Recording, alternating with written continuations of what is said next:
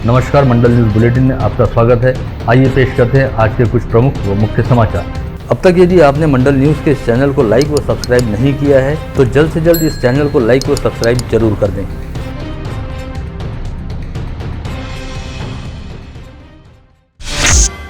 जिले में विगत मार्च माह से एक बार फिर कोविड वायरस का संक्रमण बढ़ने लगा है, जिसके चलते यहां से 77 सैंपलों को जीनोम सीक्वेंसिंग टेस्ट के लिए पुणे स्थित राष्ट्रीय विषाणु परीक्षण प्रयोगशाला में भेजा गया था, जिसमें से 53 सैंपलों की रिपोर्ट प्राप्त हुई और इन सैंपलों में कोविड वायरस के ओमिक्रॉन वेरिएंट के नए उत्प्रेरित XBB 1.16 नामक सब वेरिएंट का संक्रमण रहने की जानकारी सामने आई है। अमरावती जिले में मार्च माह के दौरान 99 तथा 1 अप्रैल से 11 अप्रैल तक 46 कोविड संक्रमित पाए गए, जिसमें से 77 मरीजों में कुछ अलग लक्षण रहने के चलते उनके सैंपलों को जीनोम सीक्वेंसिंग टेस्ट के लिए पुणे की प्रयोगशाला में भेजा गया था, जिसमें से 53 लोगों की रिपोर्ट मिल जाने के चलते अब उनका इलाज करना काफी सुविधाजनक होगा। वहीं बीते 24 घंटे के दौरान अमरावती जिले में 10 नए कोविड संक्रमित मरीज पाए गए, जिनमें मनपत क्षेत्र के 6 और ग्रामीण क्षेत्रों के 4 मरीजों का समावेश है। इसके साथ ही अमरावती जिले में एक्टिव पॉजिटिव मरीजों की संख्या 41 हो गई, जिसमें से एक मरीज को इलाज हेतु अस्पताल में भर्ती रखा गया है। वहीं 24 घंटे के दौरान एक मरीज को डिस्चार्ज दिया गया। साथ ही इस समय मनपत क्षेत्र में 32 और ग्रामीण क्षेत्र में 8 मरीज होम आइसोलेशन के तहत रखे गए हैं। बडनेरा रेलवे स्टेशन का जल्द ही विस्तार होने जा रहा है। मध्य रेलवे के महाप्रबंधक नरेश लालवानी ने बडनेरा में फिलहाल स्थित 4 प्लेटफॉर्म के अलावा 4 और अतिरिक्त प्लेटफॉर्म के निर्माण को मंजूरी दी है, जिसके चलते राज्य के मुंबई सहित 6 मुख्य रेलवे स्टेशनों में बडनेरा रेलवे स्टेशन का भी समावेश होगा। सभी प्लेटफॉर्म पर कुल 8 लिफ्ट और 16 एस्केलेटर भी लगेंगे, जिससे यात्रियों को भी काफी सुविधा होगी। गर्मी के मौसम दौरान रेलवे में यात्रा करने वाले यात्रियों की संख्या काफी बढ़ जाती है। ऐसे में कंफर्म टिकट के लिए मारामारी वाली स्थिति पैदा हो जाती है और कई यात्रियों को महत्वपूर्ण काम रहने के बावजूद ट्रेनों में सफर से वंचित रहना पड़ता है। लेकिन अब ऐसा नहीं होगा, क्योंकि मध्य रेलवे ने नागपुर से 10 समर स्पेशल रेलगाड़ियां चलाने का निर्णय लिया है, जो नागपुर से मुंबई के बीच चलेंगी। सफर के दौरान ये गाड़ियां बडनेरा सहित मूर्तिजापुर, धामनगांव व वर्धा, अकोला, शेगांव, मलकापुर व भुसावल में भी स्टॉपेज लेंगी। फसल मंडी में अड़ते व्यापारी निर्वाचन क्षेत्र के 414 मतदाताओं के नाम पर आक्षेप लेते हुए अनिल जेठानी द्वारा नागपुर खंडपीठ में दायर याचिका पर आज प्रतिवादी के प्रस्तुत नहीं होने की वजह से सुनवाई नहीं हो पाई। ऐसे में जेठानी की ओर से अदालत को बताया गया कि आगामी 28 अप्रैल को संचालक मंडल का चुनाव होने वाला है और 21 अप्रैल को उम्मीदवारों की अंतिम सूची घोषित की जाएगी, जिसे ध्यान में रखते हुए अदालत ने आगामी 18 अप्रैल को अंतिम सुनवाई रखी है, ऐसी जानकारी प्राप्त हुई है। अमरावती की दूसरी सबसे बड़ी फसल मंडी अचलपुर के आगामी 30 अप्रैल को होने जा रहे संचालक मंडल के चुनाव में अड़ते व व्यापारी निर्वाचन क्षेत्र से निर्विरोध चयन के प्रयास को बल मिल रहा है, जब गोविंद सिरोया, श्याम मालू व राम तिवारी द्वारा अपने नामांकन विड्रॉल करने को लेकर पहल करनी शुरू की गई। ऐसे में अब 3 स्थानों हेतु सतीश व्यास, भावेश अग्रवाल व महेंद्र रोड़े मैदान में है, जिसमें से रोड़े से बातचीत जारी है। अगर रोड़े द्वारा अपना पर्चा पीछे लिया जाता है तो व्यास व अग्रवाल निर्विरोध मंडी संचालक चुने जाएंगे। विगत मार्च माह में 2 बार आंधी तूफान के साथ बेमौसम बारिश व ओलावृष्टि हुई, जिसकी वजह से पश्चिम विदर्भ यानी अमरावती संभाग के 5 जिलों में 26,132 किसानों के 14,459 हेक्टेयर क्षेत्र में रबी फसलों का 33% से अधिक नुकसान हुआ, जिसके लिए सरकार द्वारा 24 करोड़ 58 लाख रुपए की निधि मंजूर की गई। विगत माह 16 व 19 मार्च को ही बेमौसम बारिश व ओलावृष्टि के चलते अमरावती जिले के 9 तहसील क्षेत्रों में 1370 हेक्टेयर क्षेत्र में रबी फसलों का 33% से अधिक नुकसान हुआ था, जिसके लिए सरकार द्वारा 2 करोड़ 38 लाख रुपए की सहायता निधि मंजूर की गई। RTE प्रवेश प्रक्रिया के तहत आवेदन करने के बाद चुने गए विद्यार्थियों के अभिभावकों के मोबाइल पर आज दोपहर 3 बजे से SMS आने शुरू हो गए, जिसके बाद चयनित विद्यार्थियों का शालाओं में कल 13 अप्रैल से प्रत्यक्ष प्रवेश शुरू होगा। प्रवेश निश्चित कराने हेतु 30 अप्रैल तक समय उपलब्ध कराया गया है।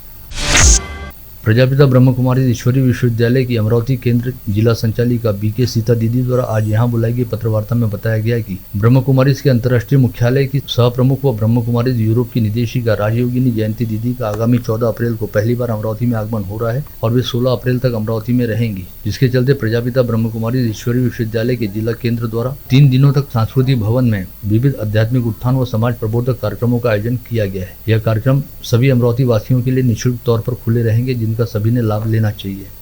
हम सभी ने 15, 16 और 14 तारीख भी सिंधी सम्मेलन के साथ, फिर उसके साथ सारे जिले के कार्यक्रम के साथ, शाम को सिक्योरिटी विंग के साथ, 16 तारीख सुबह हमारे डॉक्टरों की कॉन्फ्रेंस माइंड और बॉडी उस स्नेह सम्मेलन के साथ, और शाम को हमारी गोल्डन जस्टिस प्राइज के साथ इस कार्यक्रम का आयोजन किया गया है। सभी कार्यक्रम में भिन्न भिन्न प्रकार के विषय रहेंगे।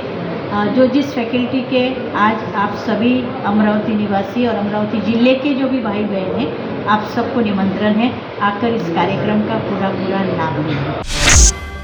आगामी 22 अप्रैल को मुस्लिम समाज बंधुओं द्वारा रमजान ईद का पर्व मनाया जाना है, जिसमें अब करीब 10 दिन का समय शेष बचा है। ऐसे में ईद की खरीदारी के लिए स्थानीय बाजारों में अच्छी खासी भीड़भाड़ बढ़ने लगी है।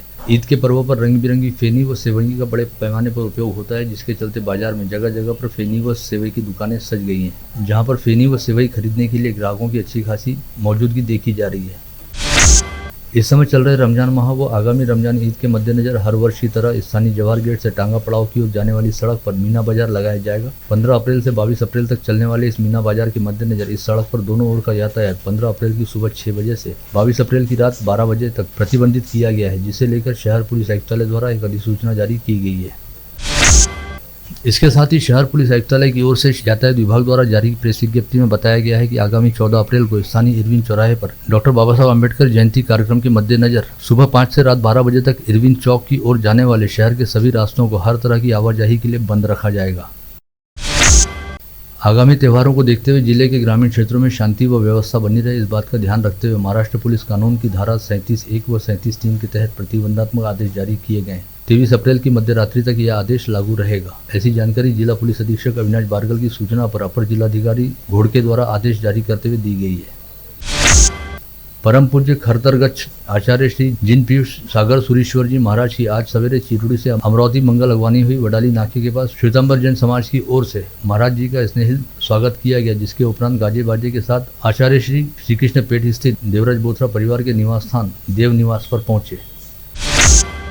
परतवाड़ा के प्रसिद्ध कारोबारी दुर्गा शंकर उर्फ दुर्गा सेठ अग्रवाल को इस बार विदर्भ रत्न पुरस्कार से सम्मानित करने का निर्णय हुआ है। आगामी 30 अप्रैल को अमरावती में आयोजित विशेष समारोह में उप मुख्यमंत्री देवेंद्र फडणवीस के हाथों ये गौरव दिए जाने की जानकारी फ्यूचर अर्थ फाउंडेशन के आशुतोष भोरे द्वारा दी गई।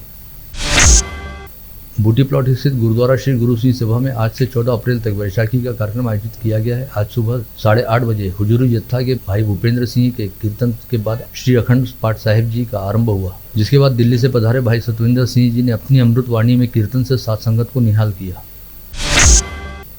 मुस्लिम समाज बंधुओं का इस समय पवित्र रमजान माह शुरू है। ऐसे में किसी भी तरह की कोई अप्रिय घटना न होने पाए और यातायात की बाधाओं से उन्हें कोई तकलीफ न हो, इस बात के मद्देनजर शहर पुलिस विभाग की ओर से उचित प्रबंध के साथ पुलिस पेट्रोलिंग बढ़ा दी गई है, जिसके चलते विभिन्न पार्टियों के पदाधिकारियों और सामाजिक कार्यकर्ताओं ने बलगांव रोड स्थित असूर्य पेट्रोल पंप पर शहर पुलिस उपायुक्त विक्रम साली का शानदार सत्कार किया। सकल माली समाज व महात्मा फुले उत्सव समिति की ओर से क्रांति सूर्य महात्मा ज्योतिबा फुले की 196वीं जयंती के अवसर पर भव्य शोभा यात्रा और मोटरसाइकिल रैली निकाली गई। इस रैली ने चित्रा चौक पहुंचकर वहां स्थित महात्मा ज्योतिबा फुले के आदमकद पुतले पर माल्यार्पण करते हुए उनकी स्मृतियों का अभिवादन किया।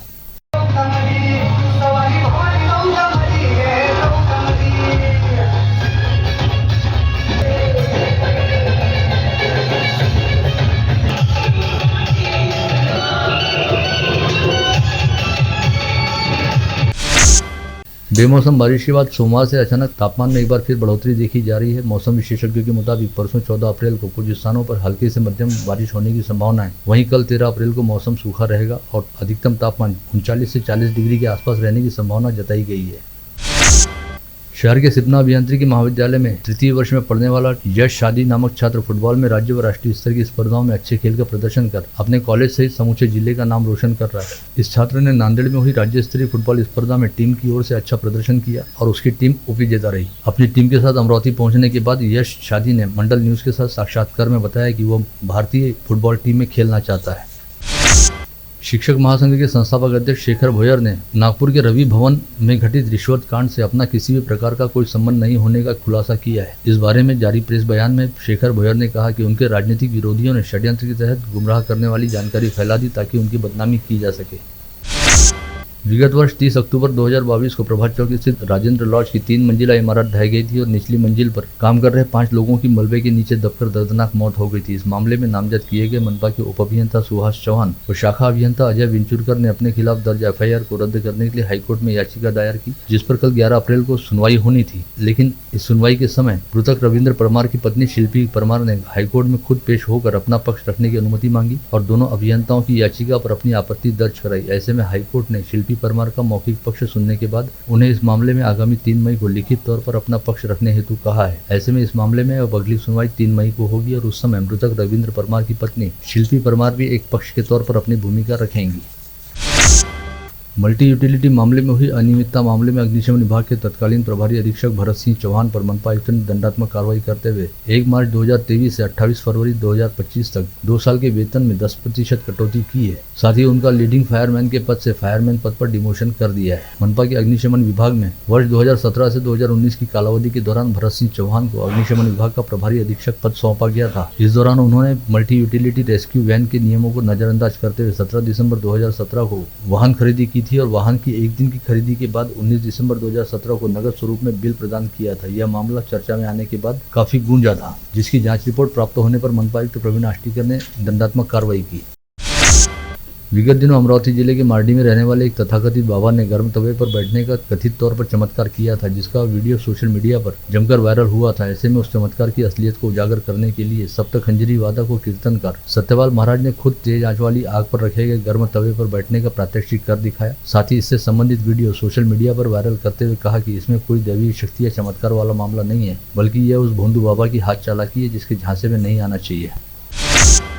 Sympathy institute of homeopathy pharmacy and paramedical science द्वारा होम्योपैथी के जनक डॉक्टर सैमुअल हैनीमैन की 268वीं जयंती के निमित्त विश्व होम्योपैथी दिवस का अवसर साधते हुए महाविद्यालय का दीक्षांत समारोह संपन्न किया गया। इस अवसर पर होम्योपैथी के विभिन्न पाठ्यक्रमों में उत्तीर्ण होने वाले छात्र छात्राओं को उपस्थित गणमान्यों के हाथों प्रमाण पत्र व प्रशस्ति पत्र देकर गौरवान्वित किया गया।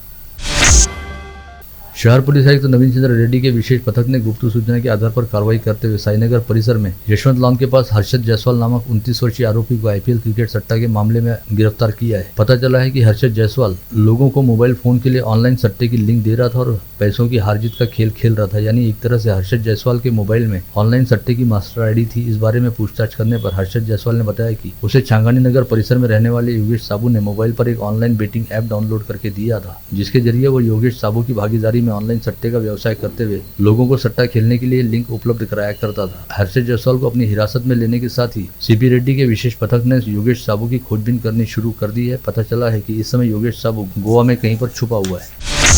अचलपुर राजस्व के उपविभागीय अधिकारी व पालिका प्रशासक संदीप कुमार अपार का मूर्तिजापुर उपविभागीय राजस्व अधिकारी के तौर पर तबादला कर दिया गया है। वहीं उनके स्थान पर काटोल के उपविभागीय अधिकारी श्रीकांत उम्बरकर की नियुक्ति की गई है।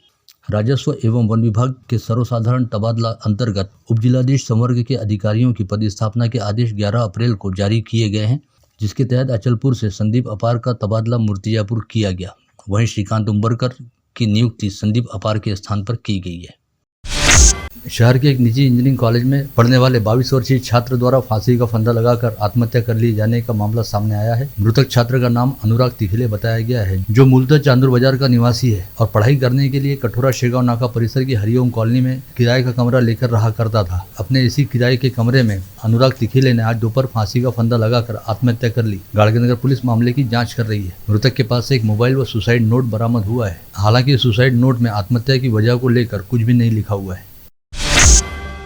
जरूर के निकट हनुमतखेड़ा परिसर में स्थित खेत में लगे ट्रांसफार्मर में शॉर्ट सर्किट होने की वजह से आग लग गई। इस भीषण आग में 2 एकड़ खेत का गेहूं पूरी तरह से जलकर खाक हो गया। साथ ही संतरे के पेड़ भी काफी हद तक झुलस गए।